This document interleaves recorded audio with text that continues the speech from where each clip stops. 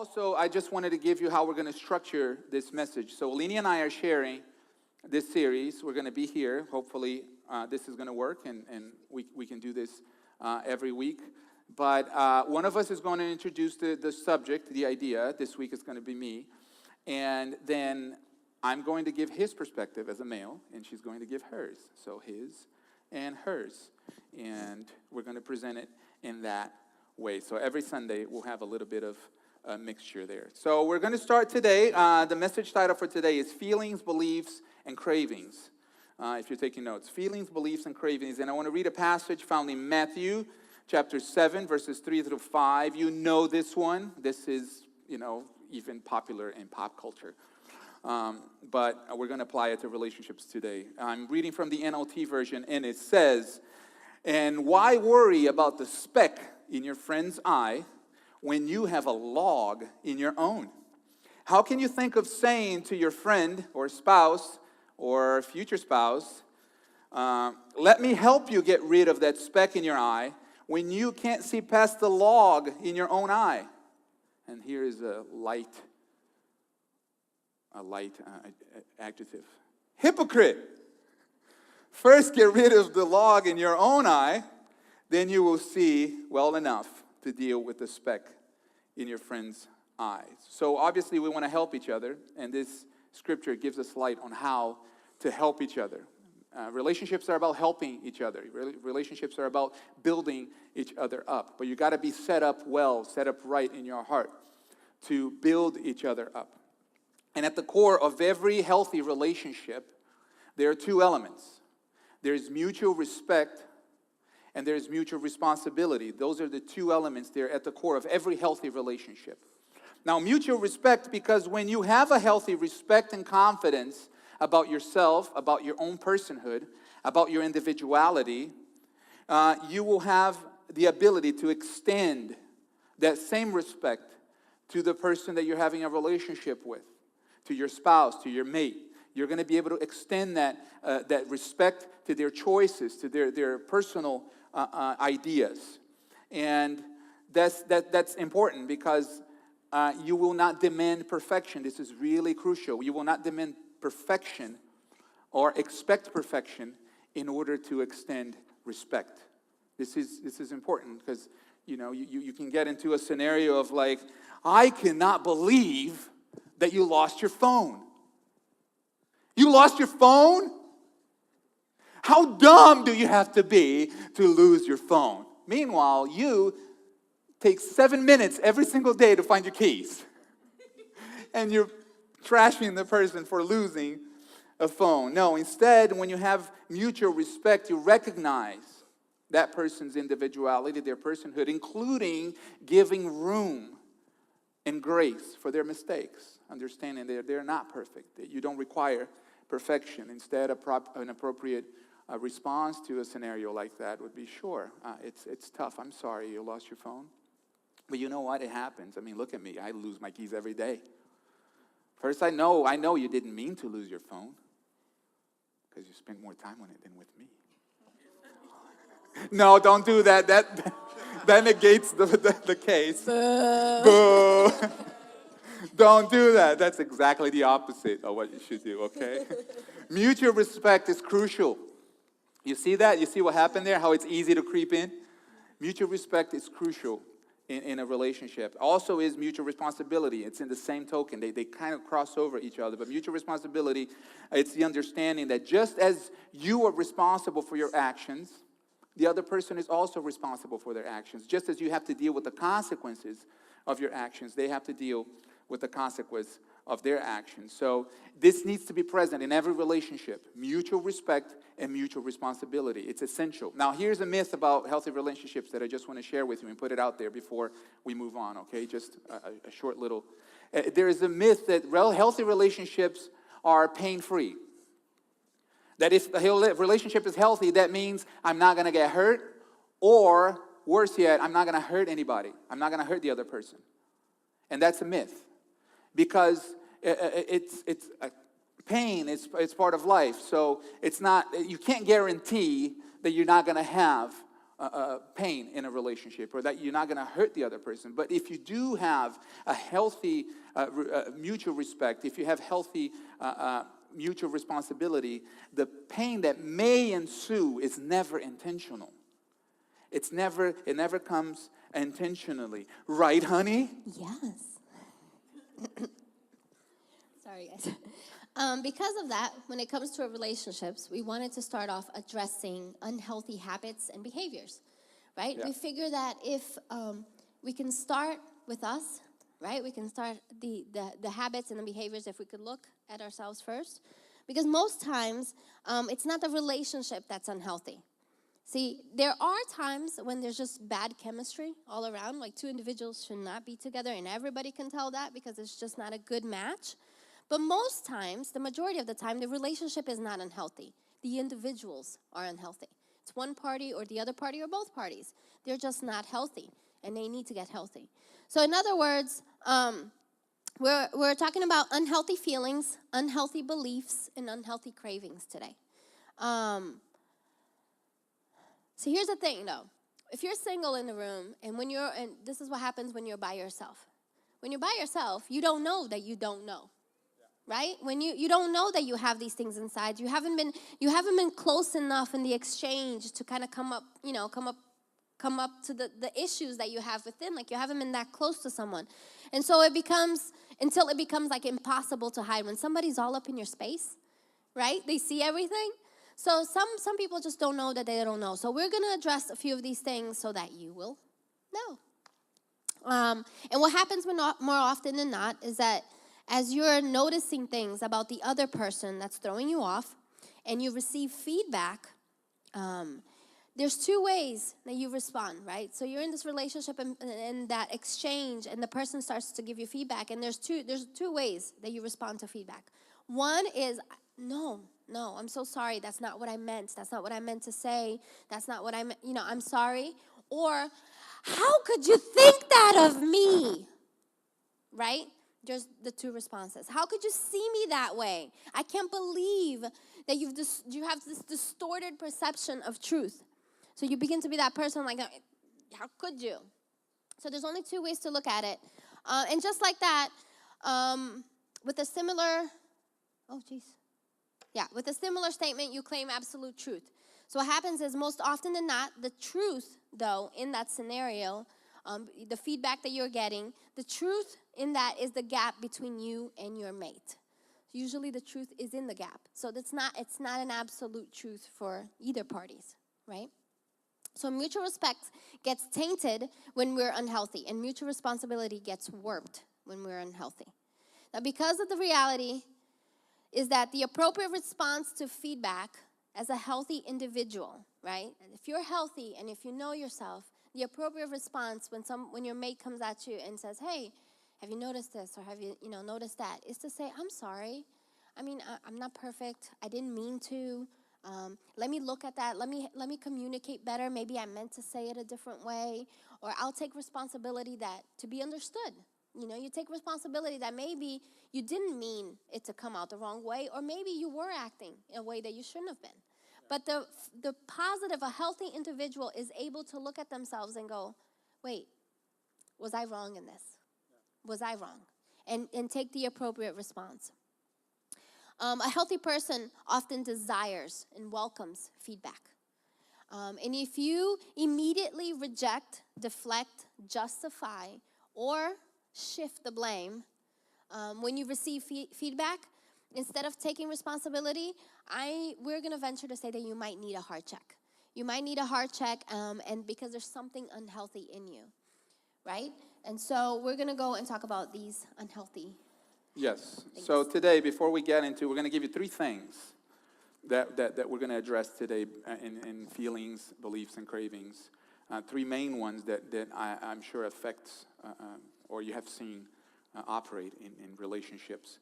But before we get there, before we give you these tools, these are really tools that work from the inside out, right? You got to get the individual healthy so that the relationship can be healthy, and that's what we're going to talk about today. But before we do that, let me just ask you this. Don't listen to that today for somebody else, all right?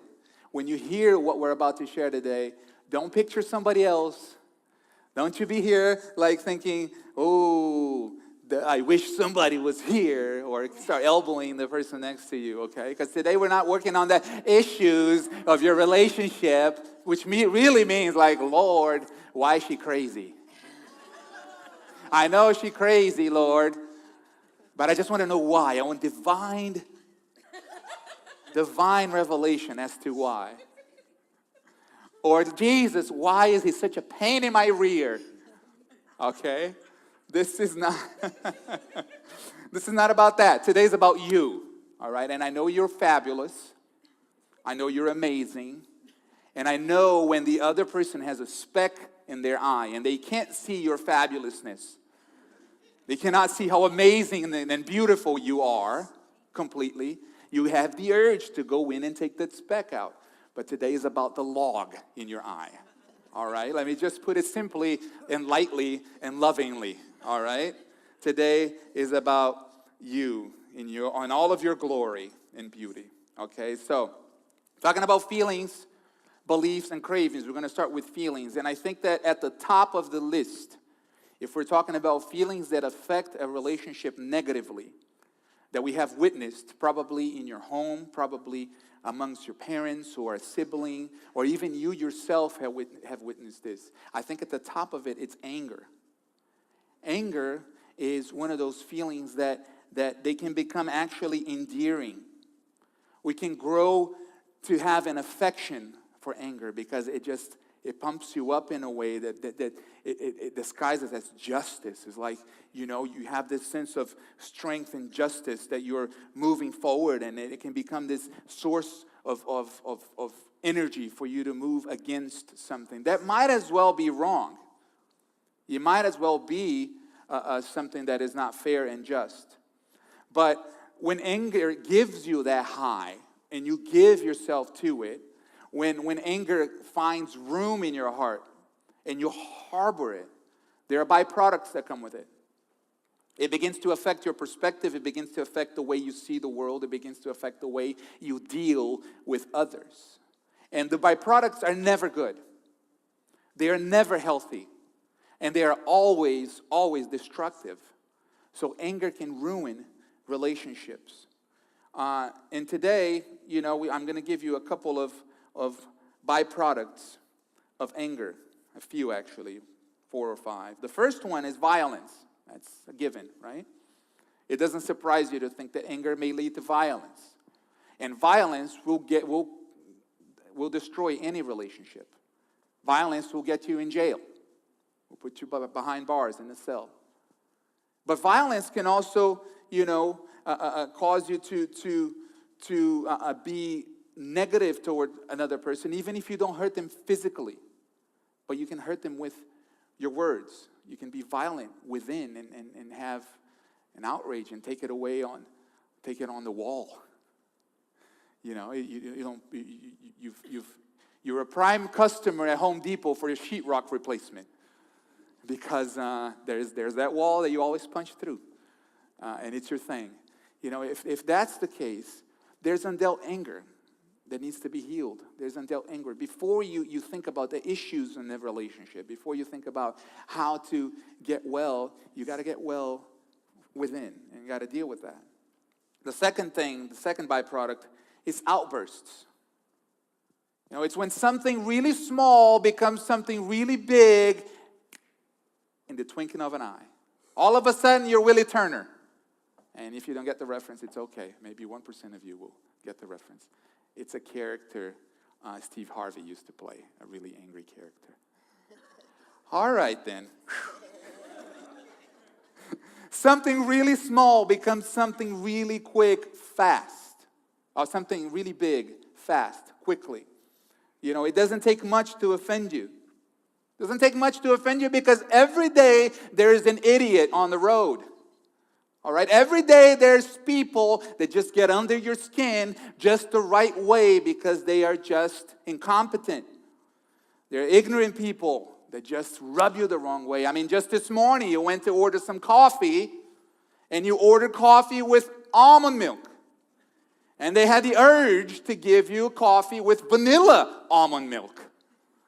And what kind of incompetence in that? I mean, isn't that an example of a stupid, inane society of Neanderthals that cannot do anything right, or what?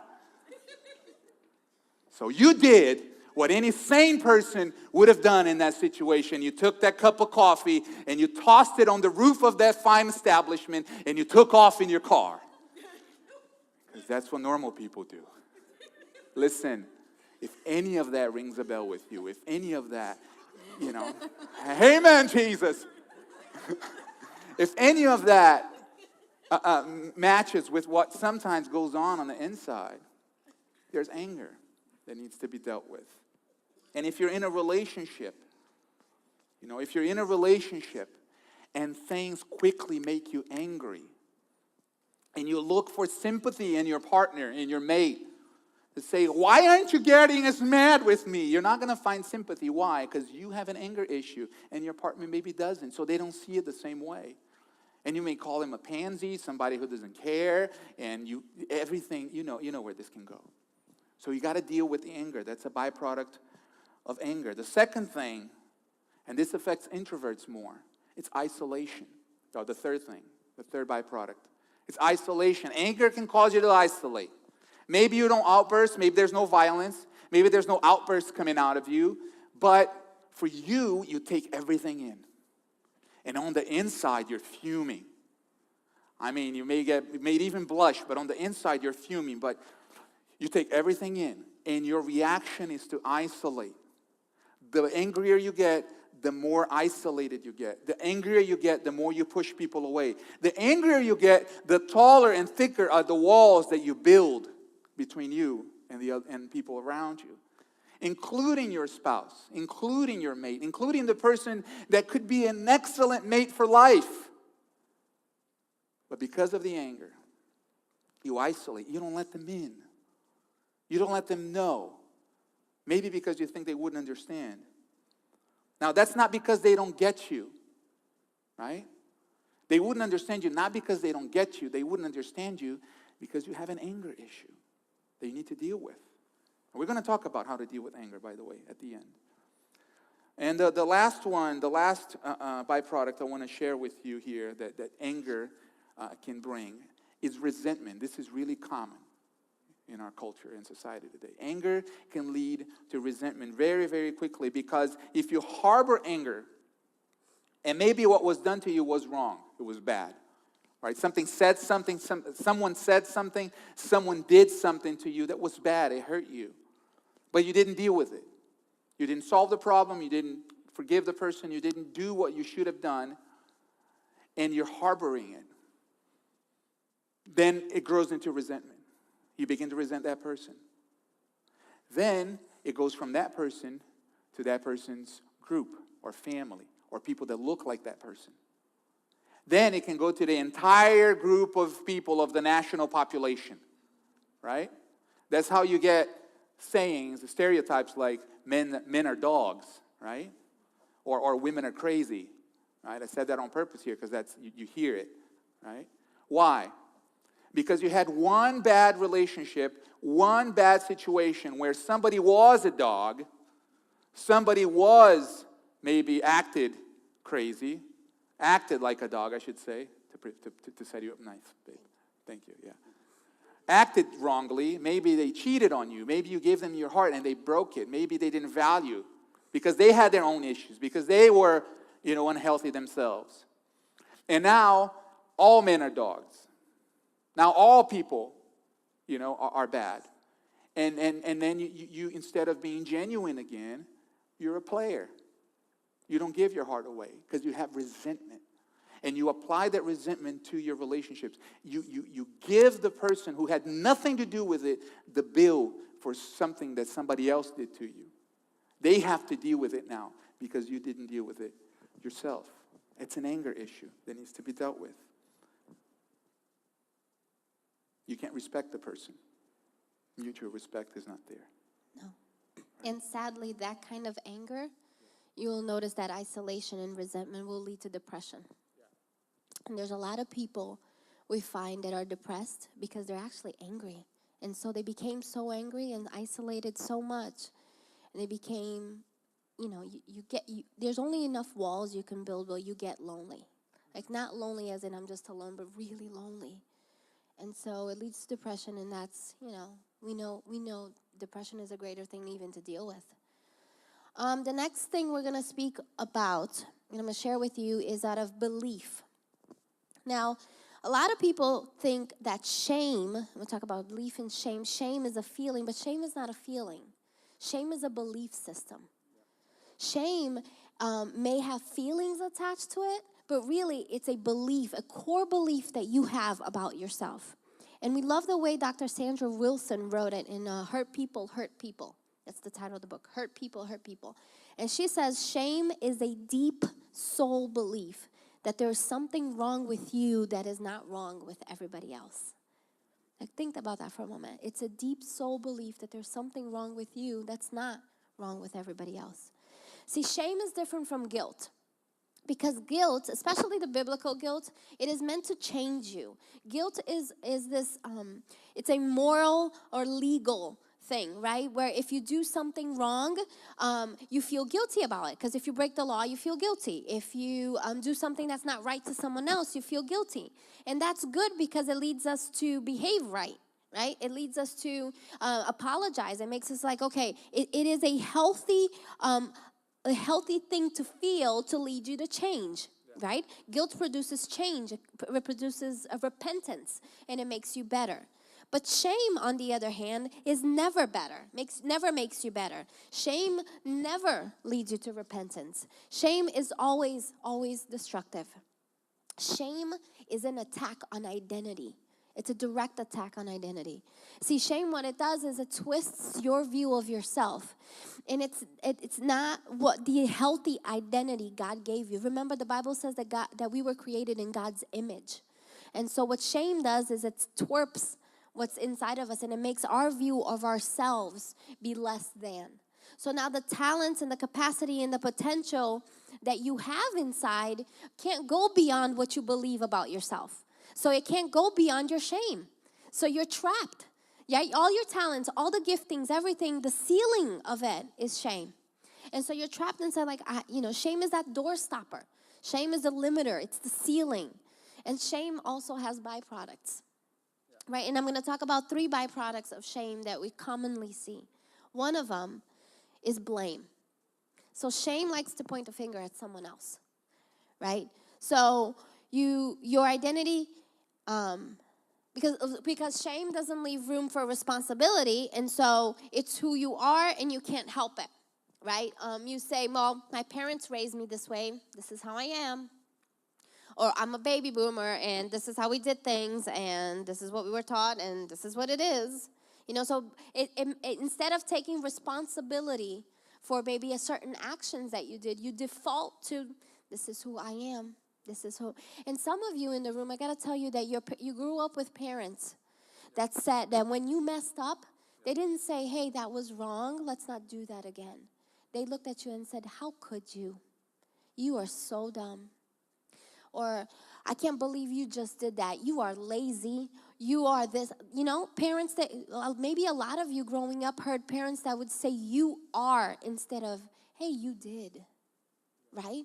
I've had this experience with Maya because whenever she does something that is not correct, she has before looked at me and said, I'm so dumb. And I looked at her. The first time I heard that from her, and I was like, I'm sorry, what? She goes, oh yeah, how could I do that? I didn't think. Like, baby, we make mistakes. We are not dumb. Yeah. You made a mistake. You could have done that better, but you are not dumb. You are smart. You are capable. And I begin to speak into her what she really is, because that gets infiltrated when we're really, really young. Somewhere along the line, someone told us that we were not good enough, right? That somebody tried to instill shame into you. And so I want you to pay attention. One, as parents in the room, recognize that, when the wording is a big deal. And how you speak that into your kid's life. It's a mistake, not who they are. They are called for greatness. They are great, right? And so shame has a way to sneak in like that. And And then because it snuck in, this is who you believe, and because you believe this is who you are, now you have to blame other people, because what's the defense? What's the alternative? Right? What's the alternative? If this is who I am and I can't change it, I got to blame someone else. So you begin to push other people and blame other people for your shortcomings. The other byproduct of shame is low self-worth. Again, it goes back to never being good enough. Because you grew up hearing some, maybe words that weren't so encouraging, or because you did something in life that marked you, right? Maybe you made a few bad decisions in life and it marked you forever, and that shame kind of deposited itself in your heart. And then you go, well, you try to measure up. You buy the new car, the new house, the muscles. You do everything you can, but it's just not enough. And you try to hide behind these things that you place in front of you. Like if I have enough Louis Vuitton bags, maybe, and you hide behind things because inside you're not good enough. You're not worth enough. And can I tell you something about this low self-worth? You will meet your future spouse and think you are not good enough for them. Because that's what low self-worth and shame does. You go, I'm not good enough for that person. That person's, right? Because of your faulty belief system. The third byproduct that we wanted to mention today is lack of intimacy. Now, for those that are married in the room, if you find that you just can't get past the wall, see, this is what shame does. It builds walls. It builds walls, and you can't allow your partner to actually see who you are, because who you are or who you believe to be is bad, right? It's shameful. Or there's something about who you believe to be, who you believe yourself to be, that is not, you don't want to present that. You don't want to put that forward. And so if your partner gets close, they will see it the way you see it. And so I can't want that. And then you begin to push. And so there's a lack of intimacy there because there's barriers. They can't get in, and they can't. And what happens is, like, they can't understand why. Like, what's going on? Like, because, and there is nothing there. It's a belief that you built yourself. You know what I mean? So what shame will do is it'll push you far from those that you love, because you have walls. And you won't let them get near. And eventually it leads to there's no intimacy in your relationship. So those things can really affect relationship, right? The feeling of anger and the belief system of shame. And when it comes to cravings, that's another part that can really affect relationships too. And I think that the chief element that affects relationships in our age today is greed. The chief crave element that really affects relationships is greed, because it's built in our society. It's built in the structure, in our belief system, in the way we operate. It's built in capitalism. Greed can grow in there.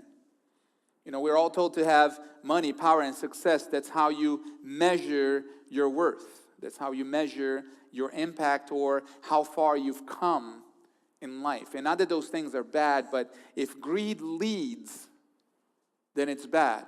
Because greed, just like lust, is a craving. It's an appetite. And there's two things that we need to know about the nature of greed.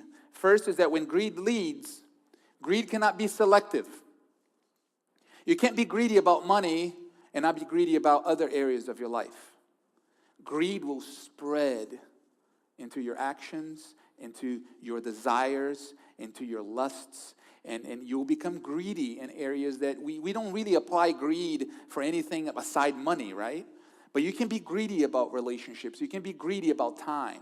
You can be greedy in other areas of your life as well. So when greed leads, it can't be selective, because it's an appetite. The more you feed it, the more it consumes. That's what an appetite is. The more you feed the appetite, the more appetite you will have.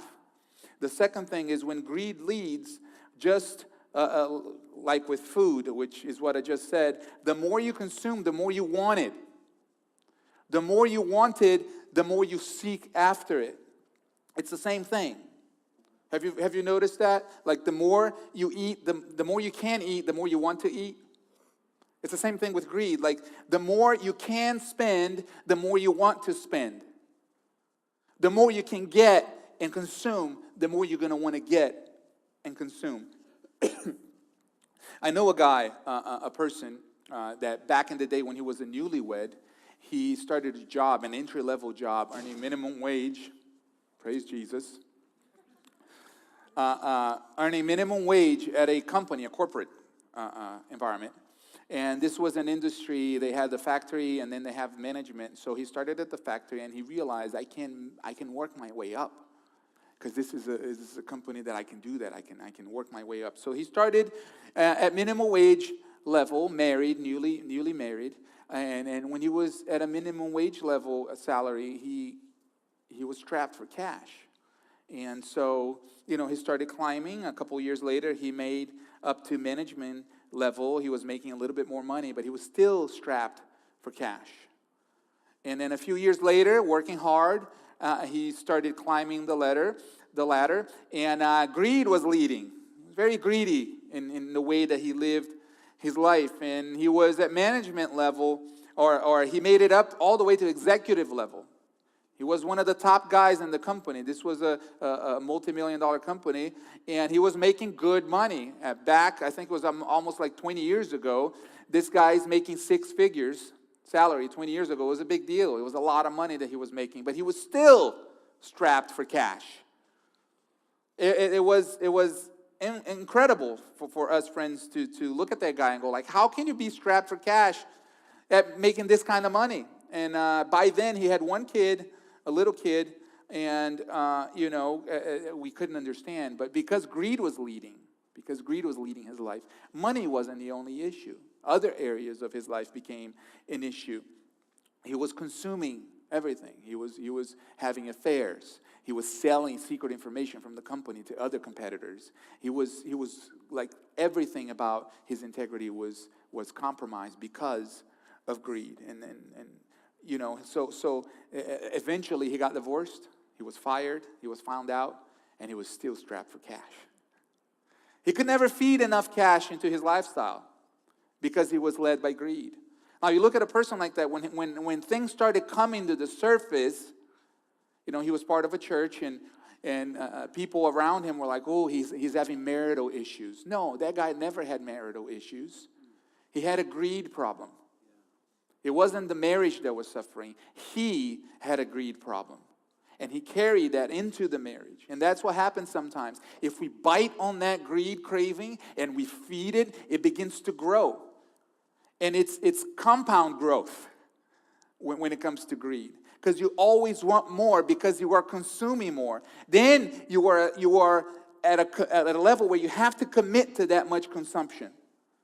And then you begin to consume even more. And greed begins to permeate every other area of your life because now it rules you. Greed leads. And when that happens, it ruins your life. So if you're dealing with greed today, you got to shine a light on it.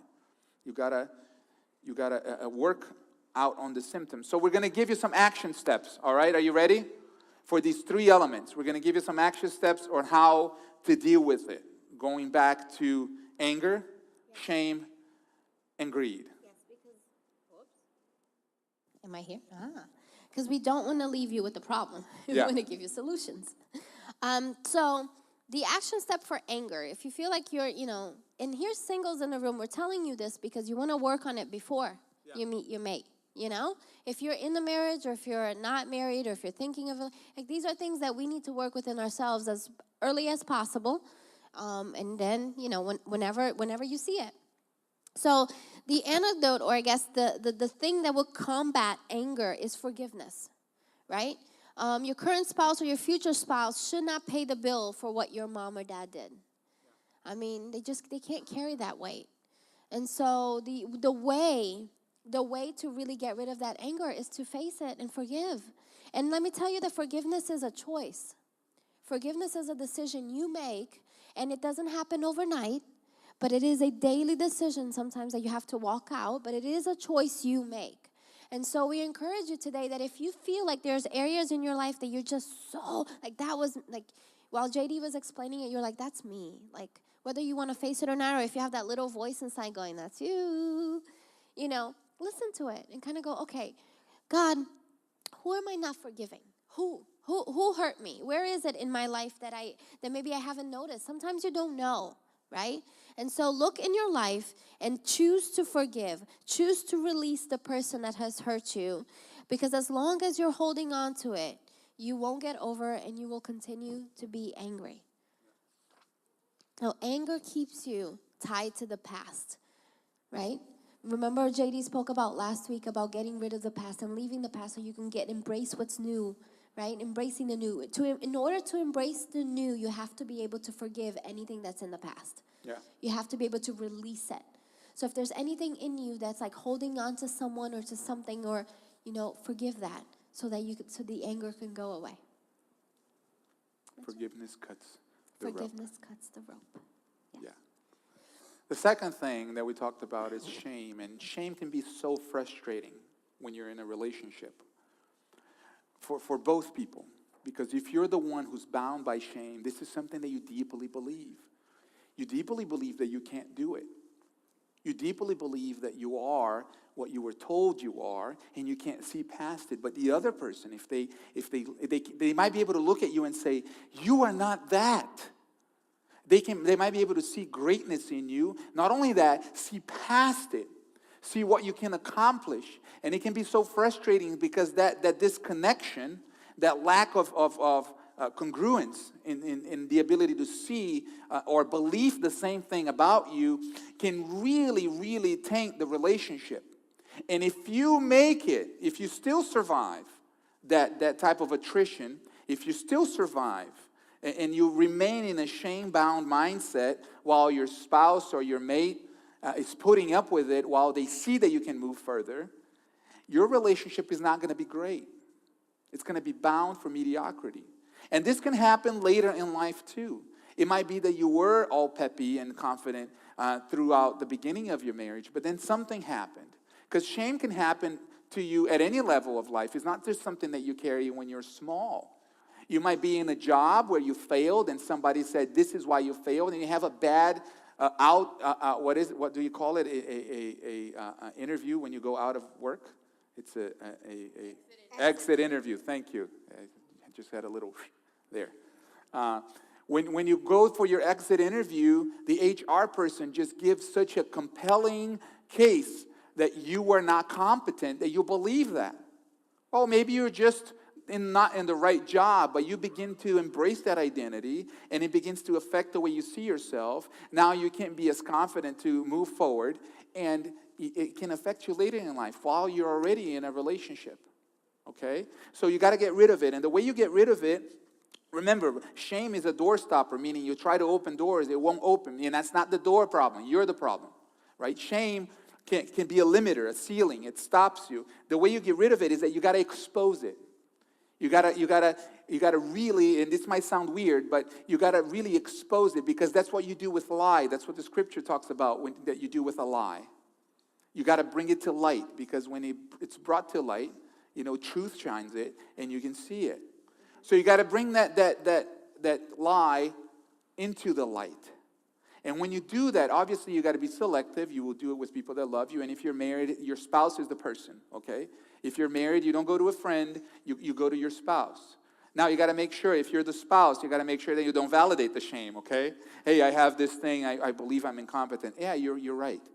You are. Don't do that, all right? And we're going to deal with that later in the series. How to build each other up. But you got to understand that you need to expose it. And if you're the spouse, allow room for that person to open up and then remind them who they are. You remind your spouse that they are not that shame label. They are a child of God. And you need to know this. You need to know who you are. This is the second step. You expose it so that you can embrace your identity. Because it is a matter of identity. It's a matter of you knowing who you are. And you got to know that you are not undisciplined. That you are not stupid. That you are not dumb. You are not a coward. You were not these things. Now, you may have acted without discipline, and you may need to improve your discipline. You may have acted a certain way, and you may have made poor choices. You may lack boldness, and you might need to increase that in your life. You may have failed in the past. But you are who you are is a child of God. And this is why you cannot be incompetent. You cannot be stupid, coward, or have or be a failure. Because you are a child of God, God doesn't make any of that. He doesn't build or form any of that. And this is where your belief system really needs to be strong in your conviction. If you believe you're a child of God, if you believe that God formed you in the womb and breathed his life into you, then you have to know that the kind of life you actually have and the tools that he gave you are for greatness. You might have not developed that greatness. You might need to develop discipline or some of those things that we talked about, but you can do it.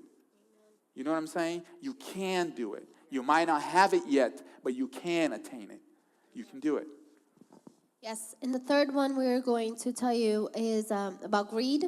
So the way to get over greed is you starve greed with generosity. You have to starve it. It's an appetite. It's a craving, right? So you starve greed with generosity. Because typically, a greedy person thinks like this. This is the progression. First, what do I get out of it, right? They're always thinking about me first. Me, what do I get? It's about me and how soon, because I don't want to get out of it in 10 years, right? So what do I get out of it and how soon? The second thing that they think is, where can this take me, right? So they're looking at whatever situation is in front of them. The way they think, the process of a greedy person is, where can this take me? Like this job opportunity, where's it taking me? This person, where's it taking me? Like it's about them. It's selfish ambition. The third thing is my spouse going to have a problem with this? Manipulation, right? A lot of times when you have greed in your heart, you're not thinking about the best for the marriage. You're thinking, how can I get away with it? I really want to buy that. How can I make my spouse believe that that's good for both of us? Manipulation, right? Yeah. It has never happened to anybody here. No, not in this church. But the way, so like we said, the way you get rid of it is generosity. So generosity takes the opposite order, the opposite focus. First, you act to the benefit of the other. So first you think, okay, how can I bless my mate? How can I bless my partner? Or you think, the second way you think is act to the benefit of the ultimate goal of the marriage. Now let me tell you, each marriage in the room should have some goals, should have some things that together you are working towards, so that when these things come up, when there are opportunities, you have the opportunity to work together and to show actually your spouse or your mate that you're in this. Like, we're doing this together. There's something so beautiful about the accomplishment, the united accomplishment of, like, we put this goal together and we're going to make it happen. Yeah. Right? So there's beauty in that. And so when you live a generous life, you're thinking about the goal of the marriage and not what do I get out of it all the time. Right? You're thinking about what will propel us forward, not me forward. And the third thing is the immediate benefit mutual. Again, is it about us or is it just about me? Take a hard look at how your behavior in the exchange in the marriage is. The question is always how is it going to be good for me? How can I, me, I? If these are the thoughts in your head, then there's a little part of you that needs to go, okay, maybe I'm being greedy in this marriage or in this relationship. Yeah, that's great. So I was thinking about that. We have a couple here in the church. Most of you know them. And I haven't asked them to share this, but I'm sure they won't mind. But when they moved to this area, I was really proud of him because the husband was transferred here. And they had never lived in the Northeast. And they're a young couple, and they moved here. But he made sure to find a church community where women are valued. So he found us online, and even though his job is like 15 miles from here, he picked Stanford so that his wife could benefit from the community and the city here in this area. That's what we're talking about, you know. Like, you will move forward, you will advance, but as you do, it's the unit first. it's not worth it if you're taking all the glory and you're taking all the benefit at the expense of your wife or your husband. Amen. And that's what we have for you today. And now we're going to have some keys to make things more spiritual. Keys make everything spiritual. Show them, Daniel. Come on, you're about to feel it. You're about to feel it. Oh, yeah. Yeah, you can play it. Listen, maybe you're here today, and you see that? Ooh. Maybe you're here today, and you came in here this morning, and some of the things that we have talked about, obviously we applied it to the context of relationships, but some of them, it struck you. It touched you. Maybe you've been dealing with some of these things, and it's stuff that you live through. It's things that they're real. It's really painful things that you lived through that affected you. Maybe things you saw. Maybe things that you're projecting because you didn't live in a home where the relationship was functional. You never experienced mutual respect and mutual responsibility. And maybe you're afraid of even trying. Or maybe you've tried in the past and relationships have failed because without even realizing, you reproduced what you lived. You reproduced what you experienced. Maybe you have lost belief for healthy relationships because of resentment. And that's not even what was done to you. Maybe it was what was done to your parents. You lived in a home where, your parents didn't treat each other right. And one of them always suffers, right? And whatever side you took, it just ruined the whole thing for you. And you left and you're like, I'm going to do my own thing. I'm going to do my own thing. I'm going to live my own way. And it's been hard for you to build solid foundations on how to progress and how to build a life that is healthy. Let me just tell you here this morning, you can do it. All right? You can do it. You can have a successful marriage full of love and healthy, even though you lived in hell. All right? You can have a beautiful family where your children can grow and be led and raised by loving, kind parents. Because that's what you will be, and that's what you can be. Loving and kind parents, even though you never saw the model. And I'm not just saying this to you because, I'm trying to inspire. I've seen it. I've seen people who have grown in homes and houses that were completely dysfunctional. Entirely dysfunctional, and they raised children that with such love and such kindness, children that were so well put together, they would never know the kind of abuse they have suffered. You will never know the kind of thing they went through. Can I just add real quick? Yes. So I'm a product of that. My father grew up in a home that I tell you what, It was awful. He was beat every day of his life. Okay, it was abusive, it was negative, it was ugly in every possible way. But my father, he found Jesus and he said, this is not going to be my story. Yeah. And he raised my sister and I with love, with care. I've seen him and my mom stick it together, stick through it. I mean, the issues, the financial, they were really broke. But they never gave up and they said, our home is not going to be that way. So I want to tell you that I'm a product of that. Yeah. Okay, when Jesus comes into the picture, he can do impossible things. I didn't mean to catch, I just want Yes, that's powerful. So there's one thing that you need to do here today if you haven't done it yet. You got to get serious with God. If you don't have that identity in God that we talked about when we were talking about shame, you need to get it. The way to get it is you get a relationship with God. If you're dealing with anger, you need to forgive. Maybe you don't have the strength in you or even the reason and logic in you, in your mind, to forgive. Well, with God, all things are possible. God can give you the strength and the ability to forgive. Because you can find the love, redemption, and healing. He can mend your brokenness. And he can help you get rid of that anger. And if your problem is greed here this morning and it's affecting your relationship, if greed is your problem and you don't know how to get past it, Let me tell you this. You can't put any of those strains on your relationship. You can't put that expectation on someone else. Maybe you've tried that. Maybe you've tried to use a relationship as a Band-Aid for your own issues. You can't. You got to get healthy yourself. And the way to do it, I got to tell you guys, you got to do it from the inside out. And the only being that can get to the most inner parts of who you are and mend it back together is the one who made you. Is the one who made you. So today I want to give you an opportunity to make peace with God. And we're going to pray for every single person here today. But if you don't mind standing with me this morning, and if you're here today and you're in that situation, that's you, and you say, God, I need you. God, I've known you just from the hearing of the year, but I want my eyes to see you.